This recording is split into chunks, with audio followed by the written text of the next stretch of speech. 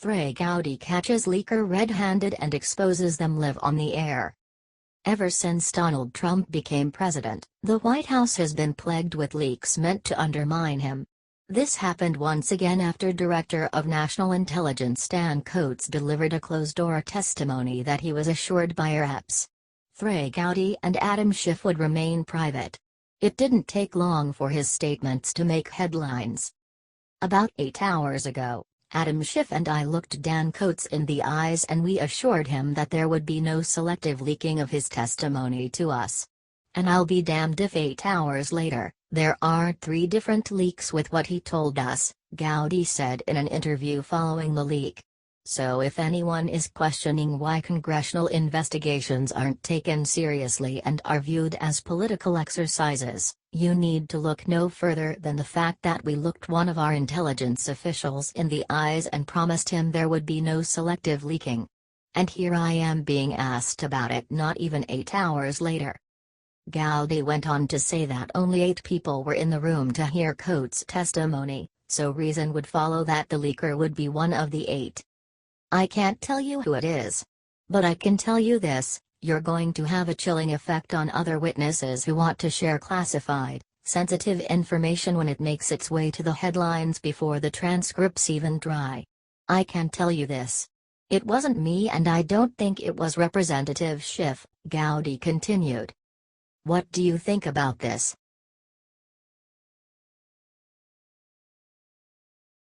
Rosie O'Donnell won't quit, look what she's doing to Barron Trump now. In anyone needs to be given the boot from Twitter, it's Rosie O'Donnell. The so-called comedian and former co-host of The View frequently takes to Twitter to fiery rants that leave most users confident that she's losing her mind. On Wednesday, Rosie took things to a new level when she decided to comment on Kathy Griffin's disgusting Trump beheading stunt. Rosie simply could not comprehend how people would be defended at the bloody, ISIS-style depiction of their president's head being chopped off. She then attacked a story claiming that 11-year-old Barron Trump had seen the photo and was fearful it might actually be his father. TMZ reports, Barron Trump was watching TV and saw at Kathy Griffin holding the severed head, Liz Wheeler tweeted. He thought it was his dad. My heart is broken. That's when O'Donnell tweeted, was he watching TMZ? Do you think he saw anything about these 2 heroic men who died defending young girls? Hatred promoted by his father? #U.S.A. But she didn't stop there. She also retweeted this, since Trump brought it up, did Barron Trump see, 1. His father brag about sexual assault? 2. His father get endorsed by the KKK? What do you think? Are you tired of Rosie making a child the target of her personal feud with his father?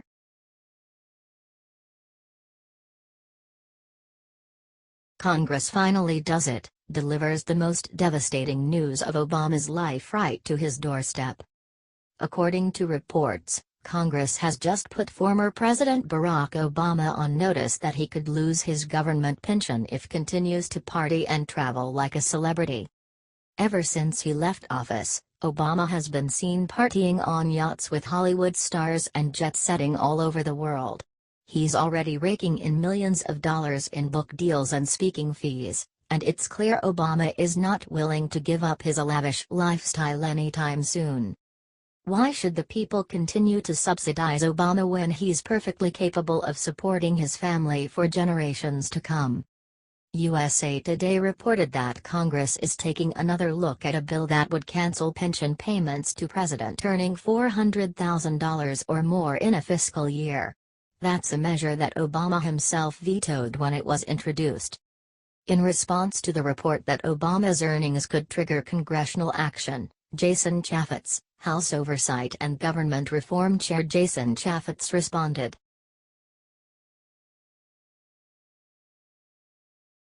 CNN forced to apologize for spreading fake news.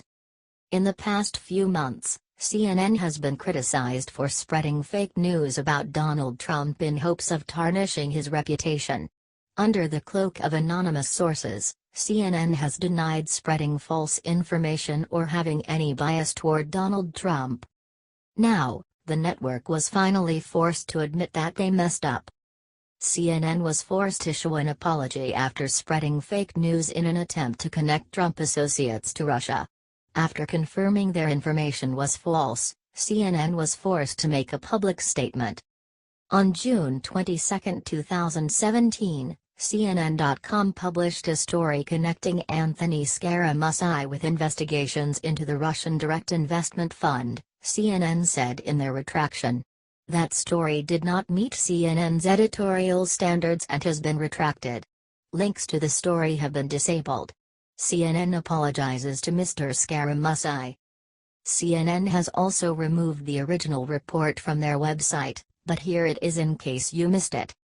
Senate investigators are examining the activities of a little-known $10 billion Russian investment fund whose chief executive met with a member of President Donald Trump's transition team 4 days before Trump's inauguration, a congressional source told CNN. The source said the Senate Intelligence Committee is investigating the Russian fund in connection with its examination of discussions between White House advisor Jared Kushner and the head of a prominent Russian bank. The bank, Vnesheconombank, or VEB, oversees the fund, which has ties to several Trump advisors. Both the bank and the fund have been covered since 2014 by sanctions restricting U.S. business dealings.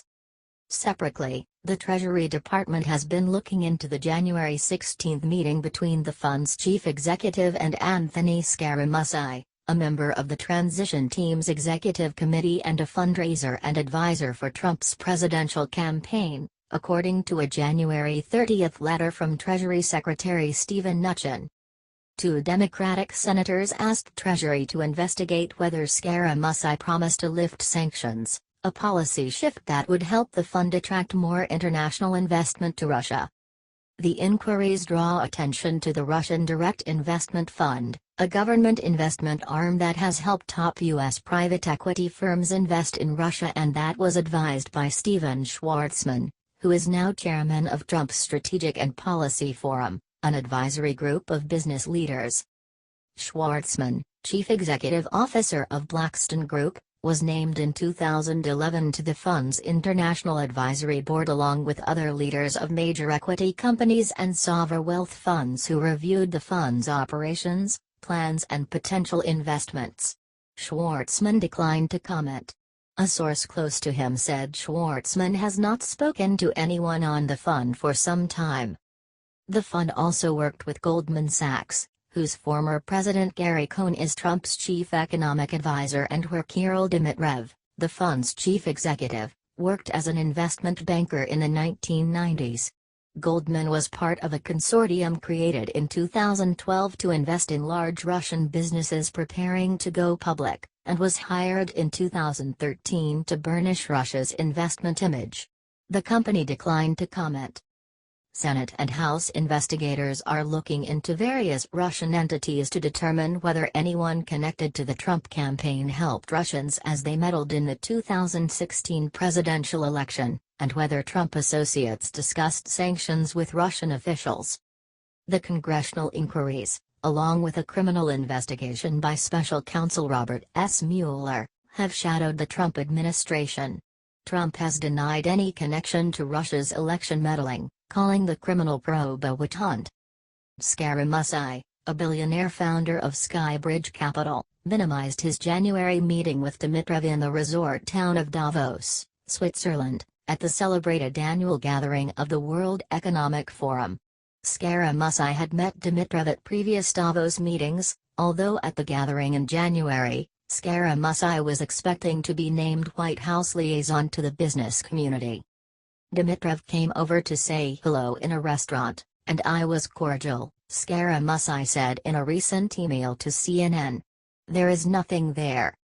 The day after the meeting, Scaramucci told Bloomberg TV that he had as a private citizen been working with Dmitriev on bringing a delegation of executives to Russia.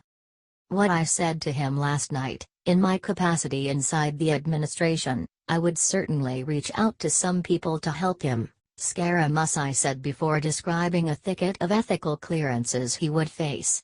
The idea was many months ago to have more outreach with Russia but also other countries, not just Russia. China, other countries.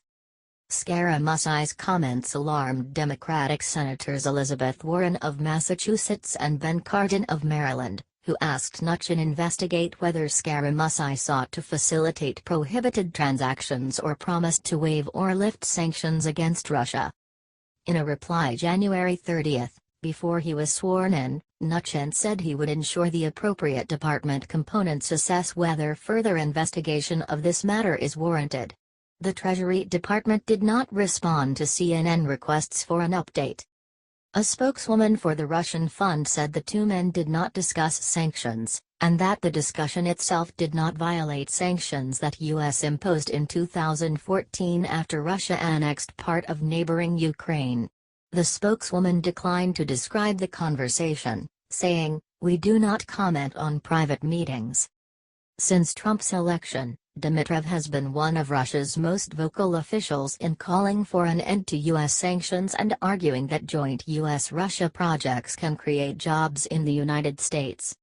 The fund hired two U.S. lobbying firms in September 2014, after sanctions were imposed, paying them a combined $150,000 over 2 months for public relations work.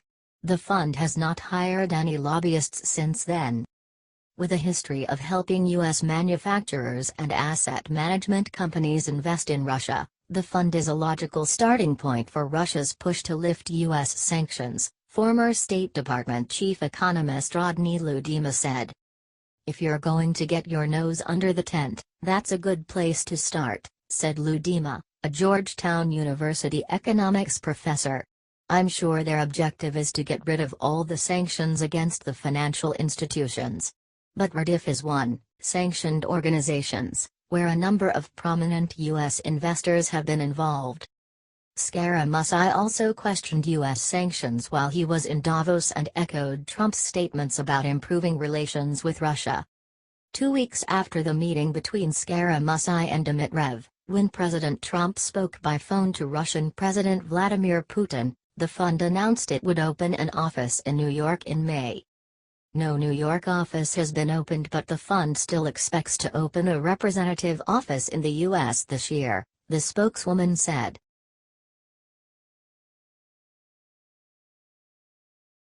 Breaking: Obama consumed by Trump Jr. collusion scandal. But lib media is suppressing the truth. This week, the country has been up in arms about the Donald Trump Jr. scandal. While we don't condone his behavior, it's time to call it like it is. At the end of the day, he was simply the oldest. Trump's son was simply naive.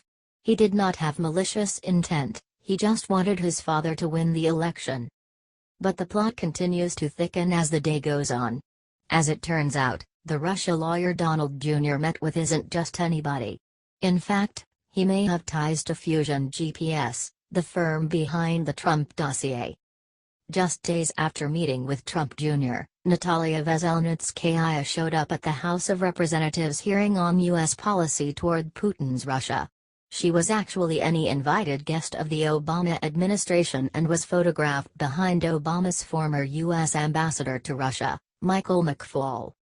A deeper dive into Veselnitskaya's Facebook page reveals that she actually appears to be pretty anti-Trump. Though she does, admittedly, criticize Trump protesters as well. What do you think of all of this?